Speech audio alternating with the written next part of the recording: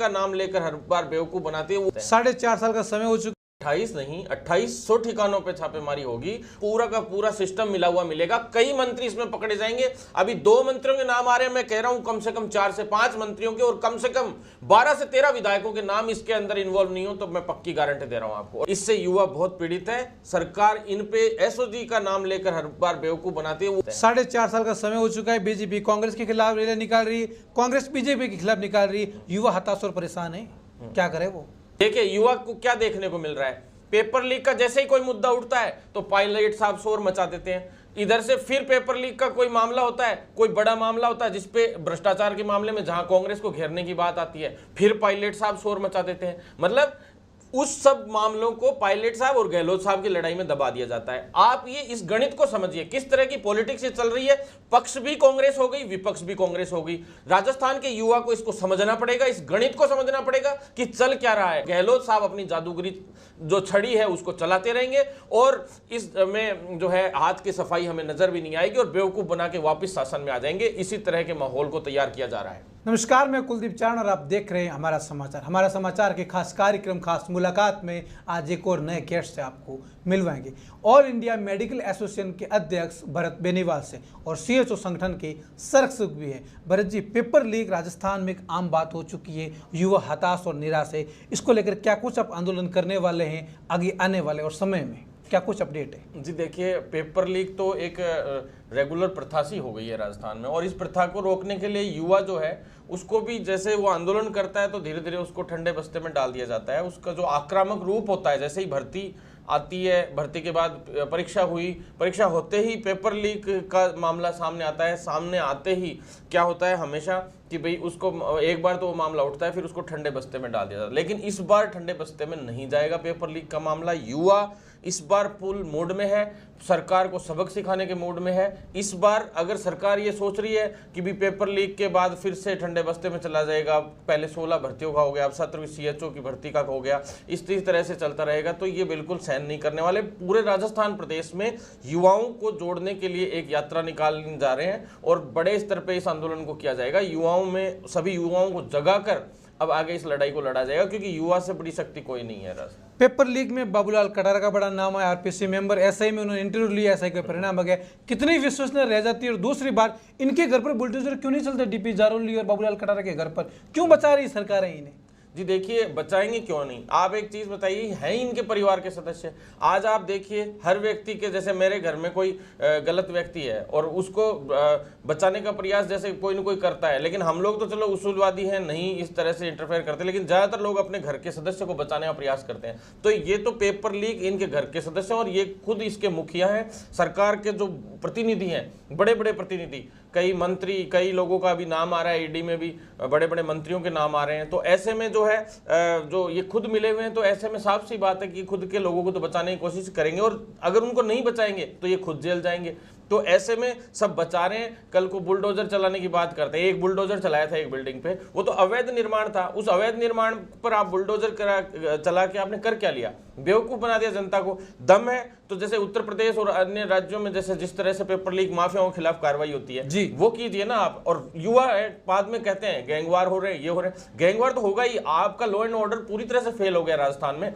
गहलोत साहब ने इस जो सत्र में जो पूरा 5 साल का 4.5-5 साल का जो अब कार्यकाल है, इस कार्यकाल में पूरी तरह से लॉ एंड ऑर्डर के मामले में पूरी तरह से फेल रहे हैं और इसी की बदौलत आज गैंगवार माफिया, चाहे बजरी माफिया आप लीजिए या पेपर लीक माफिया ले लीजिए, सब तरह के माफिया पनप गए और बहुत बुरे हालात है अभी राजस्थान के।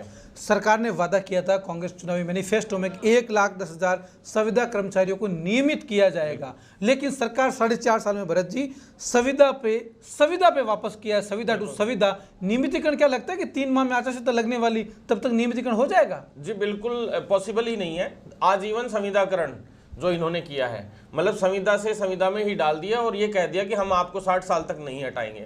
आप 60 साल तक नहीं हटाएंगे तो फिर आपने टर्मिनेशन वर्ड का यूज क्यों किया? 5 साल बाद सभी को जो भी अब ज्वाइनिंग लेटर दिए जा रहे हैं, स्क्रीनिंग कर करके दोबारा से रिज्वाइन करवाया जा रहा है सभी को, तो उसमें आपने एक वर्ड डाल रखा है टर्मिनेशन। 5 साल बाद आपका टर्मिनेशन होगा, उसके बाद हम आपको दोबारा से स्क्रीनिंग करके परमानेंट के हिसाब से लेंगे। और बहुत अलग लैंग्वेज आपने यूज की है उन लेटर्स के अंदर। तो ये बड़ा दुर्भाग्य है। एक तरफ आप कह रहे हो हम 60 साल तक हटाएंगे नहीं। तो आप दोखली बातें क्यों कर रहे हो? आप क्लियर बात कीजिए ना। बेवकूफ बना रहे हैं आप। 309 आर्टिकल के अंडर में इन रूल्स को बना रहे हैं जो कि संभव ही नहीं है, किसी तरीके से संभव नहीं है। एक व्यक्ति भी अगर कोर्ट में चला गया, कल ही ये संविदा रूल्स खारिज हो जाएंगे। ये बहुत बड़ा दुर्भाग्य है कि राजस्थान की जनता को हमेशा से ऐसे राजनेताओं ने बेवकूफ बनाया, चाहे गहलोत हो चाहे वसुंधरा हो, दोनों ने अच्छे से बेवकूफ बनाया। मैं किसी पार्टी विशेष की बात नहीं करता, पार्टियों में अच्छे लोग भी होते हैं, बुरे लोग भी होते हैं, चाहे वो कोई पार्टी क्यों ना हो, लेकिन जो नेतृत्व करता है, जो लीड कर रहा है अभी आज की तारीख में राजस्थान में, पावर कौन है? अशोक गहलोत पावर है, क्योंकि वो सीएम है, मुख्यमंत्री, उन्हीं से सवाल होंगे, उन्हीं से जवाब होंगे, उन्हीं को ही पूरी सत्ता संभालनी है और किस तरह से राज्य चलाना है वो उनके हाथ में है। और वो राज्य जिस तरह से ये चला रहे हैं, ये बिल्कुल ही दोगला व्यवहार जनता के साथ है। बेवकूफ बनाने का प्रोपेगेंडा जो इन्होंने चलाया, वास्तव में इसमें मास्टर हैं अशोक गहलोत जी, क्योंकि हमेशा से इन्होंने जादूगरी का ही काम किया है। और जादू वही है कि जादू में क्या होता है, हाथ की सफाई दिखती नहीं है। वो हाथ की सफाई जनता को अभी तक दिखी नहीं है, उसको हम युवा सामने लेकर आएंगे। किस तरह से जो संविदा का मामला ये कह रहे हैं, संविदा वालों को हमने परमानेंट कर दिया, उस पूरे सिस्टम के मैं आरटीडीसी चेयरमैन के बयान पर आना चाहूंगा। हमने उनसे सवाल पूछा, वो बोले 1,10,000 संविदा कर्मचारी नियमित हो चुके हैं। उस पर आपका क्या रिएक्शन है, वास्तविकता क्या? जी बिल्कुल, अभी तक कोई नियमितीकरण का उसमें कोई क्लियर वो नहीं है। जो इन्होंने आजीवन संविदाकरण का डाला भी है, उसमें आप देखिए कितना बड़ा शोषण किया इन्होंने।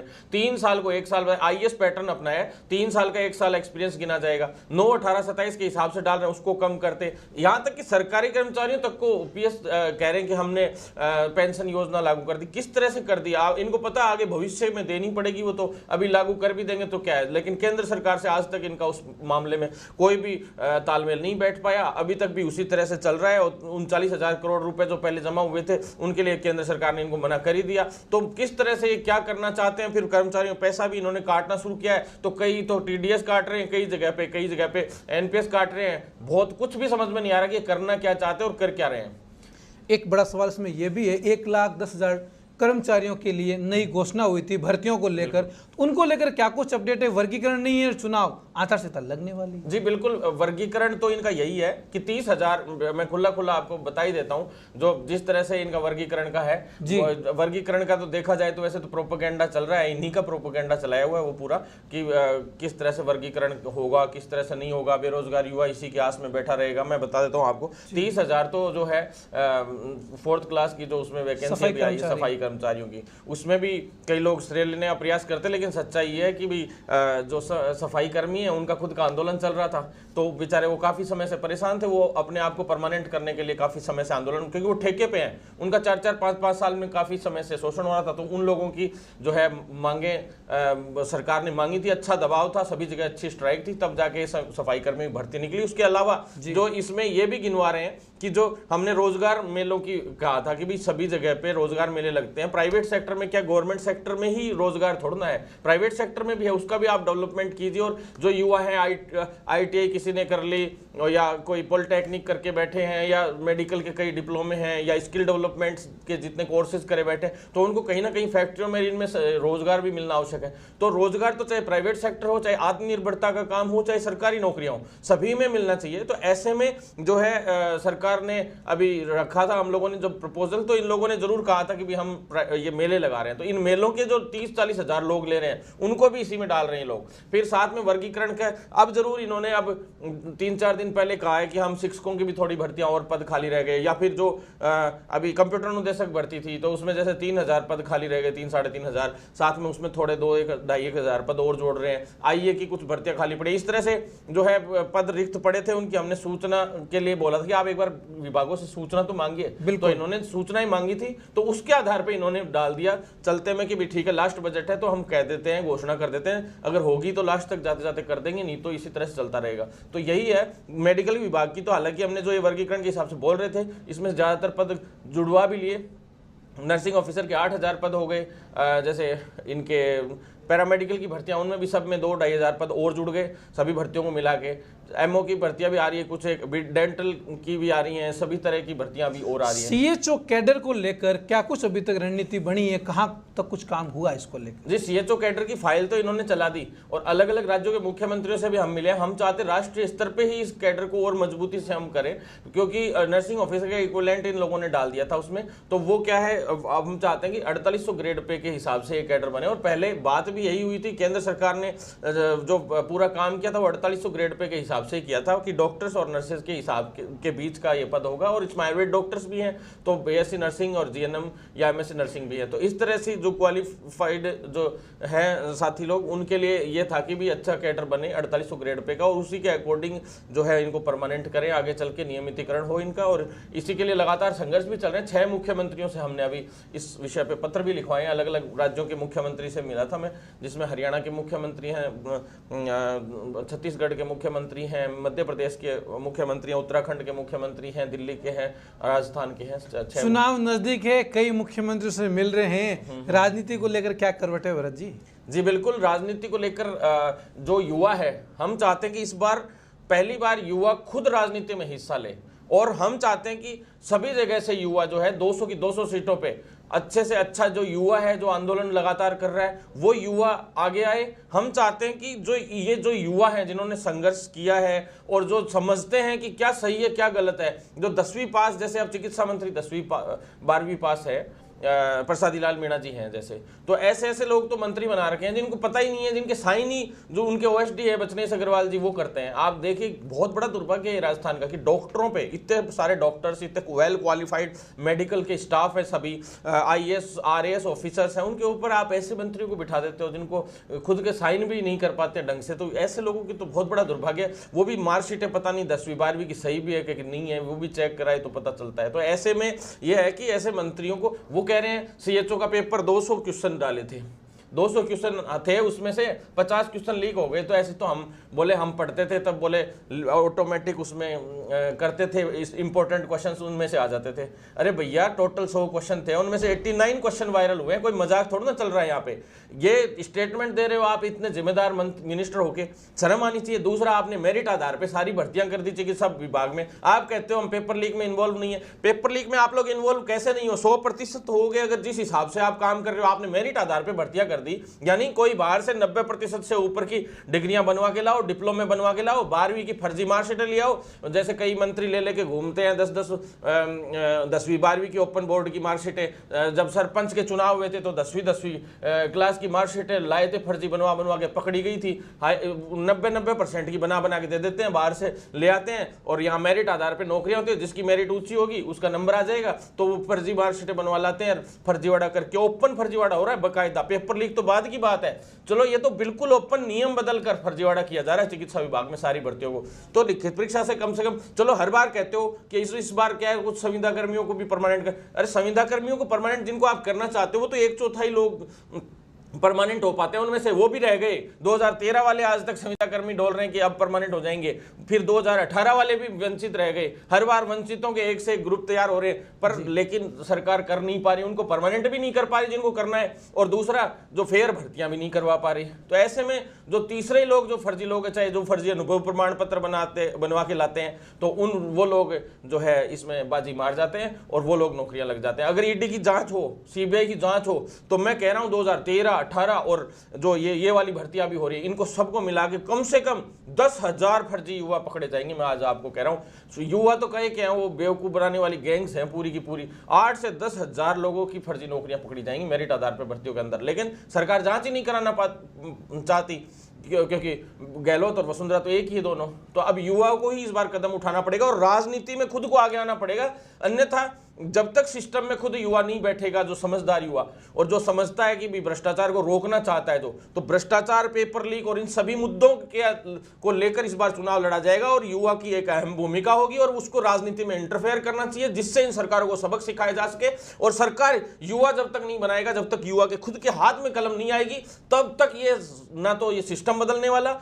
आप सड़कों पर कितने लड़ लो, 8 से 10 साल हो गए हमें संघर्ष करते हुए। मैंने 458 के करीब अब तक धरने दे दिए, 458 के करीब। 2017-18 तो मेरा पूरा ही आंदोलन और धरनों में बीता है। 2016-17-18 तो भयंकर आंदोलन हुए, चाहे दिल्ली के जंतर मंतर पे ले लो, चाहे बनारस हिंदू विश्वविद्यालय के गेट से लेके कलेक्ट्रेट तक मार्च निकालने का काम हो हम वसुंधरा को सबक सिखाने के लिए मोदी जी के गृह क्षेत्र में, जहां मोदी जी चुनाव लड़ते 2018 में हम गए, और वहां मोदी तुझसे बैर नहीं, वसुंधरा तेरी खैर नहीं के नारे को लेके 5000 युवाओं की रैली निकाली। वहां पे अधिकारियों के खिलाफ भी कार्रवाई हुई, फिर मोदी जी तक बात पहुंची तब। फिर 2018 में उस वक्त हम लोग जब यहाँ पे उस टाइम भी हम लोग आंदोलन खूब कर रहे थे लिखित परीक्षा की भर्तियों को लेकर, तो 2018 में मोदी जी की जो रैली थी उसमें वसुंधरा जी के खिलाफ हमने उन्हें भाषण नहीं बोलने दिया 3 मिनट से ऊपर का, और काले झंडों वाला मामला हुआ था बहुत बड़ा। तो इस तरह के कई मामले उस वक्त हुए, लेकिन सड़कों पे खूब लड़ लिए। लेकिन ये सरकारें हैं जिसके हाथ में पावर है, जिसके हाथ में दम है, वही व्यक्ति कुछ कर सकता है, जिसके हाथ में कलम है वही कुछ कर सकता है। तो अब हम लोगों को, युवाओं को राजनीति का हिस्सा बनना पड़ेगा। 80-20 का जो नियम है, बिल्कुल उसके बारे में बता दीजिए, वास्तविकता में सही है या गलत है? जी देखिए, तो गलत ही है। समानता का अधिकार होता है, संविधान ने हम सभी को समानता का अधिकार दिया है, और ऐसे में जो है एम्स जो है पूरे इंडिया की जो सेंट्रल एजेंसीज हैं जो वैकेंसीज करवाती हैं मेडिकल स्टाफ के लिए, जिसमें नर्सिंग ऑफिसर की जो मुख्य रूप से भर्तियां, उनमें 80% गर्ल्स होंगी, 20% बॉयज होंगे। ये नियम बना दिया इन्होंने, भर्तियां इस प्रकार से करवाई जाएंगी, जबकि 50% बॉयज 50% गर्ल्स होनी चाहिए, क्योंकि एडमिशंस की प्रक्रिया है वो भी फिलहाल तो उसी हिसाब से चल रही है। वो जमाने और थे कि नर्सिंग फील्ड में केवल ही महिलाएं आती थी उस वक्त, लेकिन आज की तारीख में तो इन्होंने ऐसे कॉलेजेस बांट दिए, 400 नर्सिंग कॉलेज, 500 नर्सिंग कॉलेज अभी राजस्थान में चल रहे हैं, जिसमें जीएनएम के 220 से 30 चल रहे हैं, और 180-90 के करीब, 200 के करीब बीएस नर्सिंग हो गए, और फिर अब 250 नए नर्सिंग कॉलेजों को मान्यता देने की तैयारी चल रही है, क्योंकि इन्हीं से इनकी दलालियां चलती हैं सरकारों की। अब ये दुकानें खोल खोल के रख देंगे एक तरीके से 2-2 कमरों में, और फिर वो उनमें बेरोजगार युवा निकलता रहेगा। पास आउट 1-1 साल के 100-100 बच्चे निकलते रहेंगे एक बैच से, और हर कॉलेज से। तो ऐसे मिला के फिर 30-30 हज़ार, 40-40 हज़ार नर्सेज निकलेंगे। फिर उनको गर्ल्स हैं वो तो थोड़ी थोड़ी हैं, और बॉयज़ ही बॉयज़ निकल रहे हैं। और आपने भर्तियां करवा दी 80-20 के हिसाब से, केंद्र सरकार के अंडर में आती है एम्स, तो उन्होंने इस तरह का गलत फैसला करवाया। फिर राज्य सरकार ने उसके खिलाफ यह है कि और कॉलेजें खोलते जा रहे हैं तो बेरोजगारी बढ़ाते जा रहे हैं। या तो फिर एडमिशन भी आप 80-20 के हिसाब से लीजिए कि 80% गर्ल्स को एडमिशन दिया जाएगा, 20% बॉयज को, तब जाके उनके साथ न्याय हो पाएगा। लेकिन ये गलत है, इसके खिलाफ मुहिम चल रही है हमारी। जंतर मंतर पे भी हमने धरने दिए थे, और अब दोबारा से इस आंदोलन की नई रणनीति तैयार कर रखी है, और न्यायालय में भी हम इन सभी मुद्दों को, चाहे संविदाकरण को लेके, चाहे 80-20 को लेके, चाहे पेपर लीक को लेके, चाहे लिखित परीक्षा के वाले मामले को लेकर, या अन्य सभी मामलों को लेकर हम लगातार जो है न्यायालय में भी इस लड़ाई कर रहे हैं। अभी आपने किसानों और युवाओं को लेकर एक बड़ा सम्मेलन आयोजन किया, जिसमें 15 से 20 हज़ार लोग भी एकत्रित शामिल हुए। क्या कुछ वहां का माहौल था? क्या कुछ वो युवा और किसान कह रहे थे कि क्या कुछ करने वाले हैं 23 के विधानसभा चुनाव और 24 के लोकसभा चुनाव में? जी देखिए, चाहे बड़े बड़े आंदोलन को देख लीजिए आप, शेखावाटी से बहुत बड़े बड़े आंदोलनों का आगाज हुआ है पहले भी जी। और चाहे लड़ाई स्वतंत्रता की हो, चाहे उसके बाद बड़ी बड़ी तानाशाहों के खिलाफ लड़ाइयाँ हो, या कई बड़े बड़े आंदोलनों की हो, चाहे लगान को लेकर लड़ाइयाँ हो, जितने आंदोलन शुरू हुए थे ज़्यादातर शेखावाटी से शुरू हुए थे। और ये मान लीजिए कि ये युवा किसान जो हमने कुंभ किया था एक तरीके से, तो वहाँ पंचायत किया था, तो उसमें ये आगाज हो चुका है। वहाँ का युवा बहुत सतर्क है, पढ़ा लिखा युवा, हद से ज़्यादा शिक्षित, जो शुरू से ही वहाँ पे शिक्षा का स्तर ऊंचा रहा है। झुंझुनू पूरे इंडिया में फर्स्ट रैंक पे आता है शिक्षा के मामले में, सरकारी नौकरियों के मामले में। लेकिन हम चाहते हैं जो प्राइवेट सेक्टर है उसमें भी मजबूती से आगे बढ़े। तो प्राइवेट सेक्टर को लेकर ये आंदोलन था कि भी प्राइवेट सेक्टर में, वहाँ पे अभी श्री सीमेंट वाले ने फैक्ट्री डाली नवलगढ़ में, नवलगढ़ के आगे गोठड़ा गाँव है उस वहाँ पे, जो तीनों की बीच में आता है। जैसे झुंझुनू जो तहसील है उसके, उदयपुरवाटी के और जो है नवलगढ़ के, तीनों का सेंटर पॉइंट है। वहां पे क्या है, रॉ मटेरियल पैदा होता है सीमेंट के लिए, तो वहां पे फैक्ट्री डाली गई है श्री सीमेंट की 2,500 जो है बीघा के अंदर, और जमीनें एक्वायर करी जा रही हैं किसानों की जबरदस्ती दादागिरी से। और वहां का स्थानीय विधायक भी उसमें मिला हुआ है, जो मुख्यमंत्री जी का सलाहकार बनता है अपने आप में, राजकुमार शर्मा जी। तो ऐसे लोग भी इन्वॉल्व हैं उसमें। तो उनकी मिली भगत से दादागिरी से किसानों की जमीनें एक्वायर की जा रही है। पर जो बीघा जमीन है उसकी जो है 35 लाख कहते हैं, बोले आगे से तय कर रखा है, जो चर्चाएं चलती है मैं उसके अकॉर्डिंग, और किसानों को 3-3 लाख रुपए पर बीघा के हिसाब से दिया जाता है। तो बहुत बड़े स्तर पे ये जो भ्रष्टाचार चल रहा है, जो गलत तरीके से जनता के साथ शोषण चल रहा है, इसके खिलाफ हमारा वो आगाज था कि भाई स्थानीय युवाओं को उन फैक्ट्रियों में नौकरियां दिया जाए, उनको उचित मुआवजा दिया जाए। चलिए ठीक है, अभी सरकार, अब तो रिलायंस भी वहाँ आने जा रही है, वहाँ टाटा, सभी लोग जो सीमेंट बड़ी बड़ी फैक्ट्रियाँ हैं, जो बड़े बड़े एजेंसीज हैं जो पूरे इंडिया लेवल पे बड़े बड़े लेवल की कंपनियां हैं, वो भी वहां आने की तैयारी में है। तो ऐसे में हम लोगों ने वहां से आगाज किया कि प्राइवेट सेक्टर में स्थानीय युवाओं को ही नौकरी दी जाए। ऐसे ही पूरे राजस्थान में जो स्थानीय युवा हैं उन्हीं को सरकारी नौकरियों में, जो हमारा पहले से आंदोलन चल रहा है कि भाई 85% युवाओं को, स्थानीय युवाओं को ही नौकरी मिलनी चाहिए, चाहे सरकारी हो चाहे प्राइवेट सेक्टर हो। क्रांति मार्च कर रहे हैं लगातार, कहाँ बड़ा आगाज करने वाला है चुनाव से पहले? अब बस अब सर अगले वीक से हमारा क्रांति मार्च शुरू है।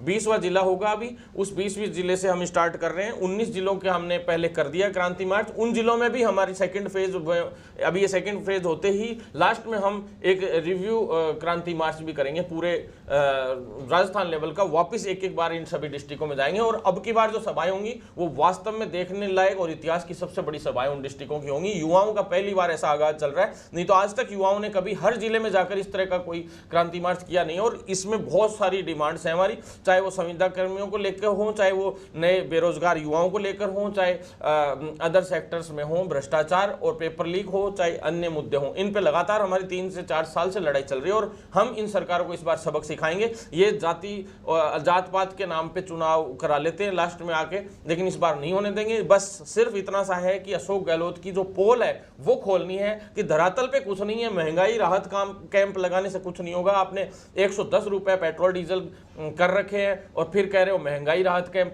अरे कोई कैंप मत लगाइए आप। पेट्रोल डीजल जिसकी वजह से सारी चीजें महंगी हो रखी हैं, आप तो उसकी रेट ही जो दूसरे राज्य आस पड़ोस के उनके अकॉर्डिंग कर दीजिए। आप दिल्ली में पेट्रोल 97-98 रुपए लीटर मिल रहे हैं, 100 रुपए के अंदर मिल रहे हैं, तो आप तो 100 रुपए कर दीजिए ना। जितना कह रहे हैं उतना कर दीजिए। आप बेवजह में यूं कह रहे हो सिलेंडर हमने इतने का कर दिया, वो इतना कर दिया, वो तो आप थोड़े दिन बाद वापस वो कर दोगे चुनाव के बाद। तो चुनाव के बाद ही युवा क्यों याद आता है? चुनाव के बाद ये महंगाई राहत कैंप क्यों याद आते हैं? चुनाव के आसपास ही क्यों सारी चीजें इन सरकारों को याद आती हैं? तो पिछली बार तो 21 जीत के आए थे। अगर हमारे युवाओं पे इन्होंने ध्यान नहीं दिया तो अब की बार मैं कह रहा हूं मोटरसाइकिल पे 2 हेलमेट लगे हुए जो बैठते हैं ना, वैसे 2 बिठा देंगे, ये गारंटी है इस बार। तो ये थे भरत बेनीवाल जिन्होंने बेबाकी से अपनी बात रखी 2023 और 24 के क्रमशः विधानसभा लोकसभा चुनावों को लेकर। लगातार युवाओं के लिए सड़कों पर लड़ने वाले लंबे समय से आंदोलन कर रहे हैं और अपनी मांगों को लेकर, भर्तियों को लेकर लगातार सरकार से लड़ते रहते हैं। राजनीति में आगे क्या कुछ होने वाला है ये भी देखना लगातार हमारा समाचार के साथ। 28 नहीं 2800 ठिकानों पे छापेमारी होगी। पूरा का पूरा सिस्टम मिला हुआ मिलेगा। कई मंत्री इसमें पकड़े जाएंगे। अभी 2 मंत्रियों के नाम आ रहे हैं, मैं कह रहा हूं कम से कम 4 से 5 मंत्रियों के और कम से कम 12 से 13 विधायकों के नाम इसके अंदर इन्वॉल्व नहीं हो तो मैं पक्की गारंटी